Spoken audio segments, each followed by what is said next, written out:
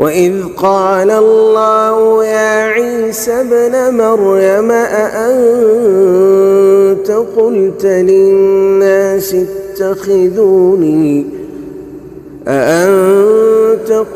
للناس اتخذوني وأمي إلهين من دون الله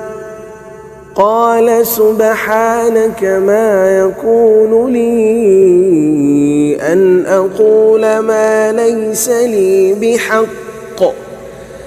إن كنت قلته فقد علمته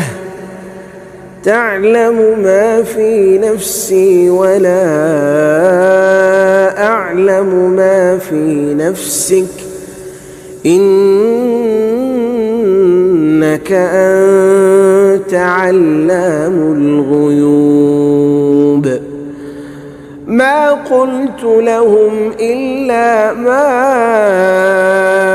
أمرتني به أن اعبدوا الله ربي وربكم وكنت عليهم شهيدا ما دمت فيهم فلما توفيتني كنت أنت الرقيب عليهم وأنت على كل شيء شهيد إن تعذبهم فإنهم عبادك وإن تغفر لهم فإنك أنت العزيز الحكيم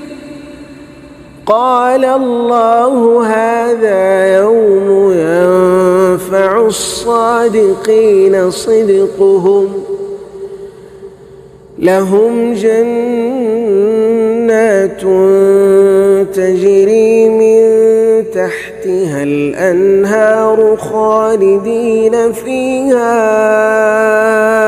أبدا رضي الله عنهم ورضوا عنه ذلك الفوز العظيم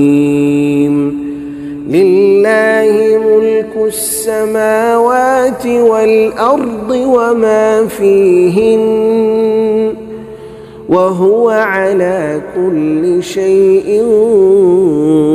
قدير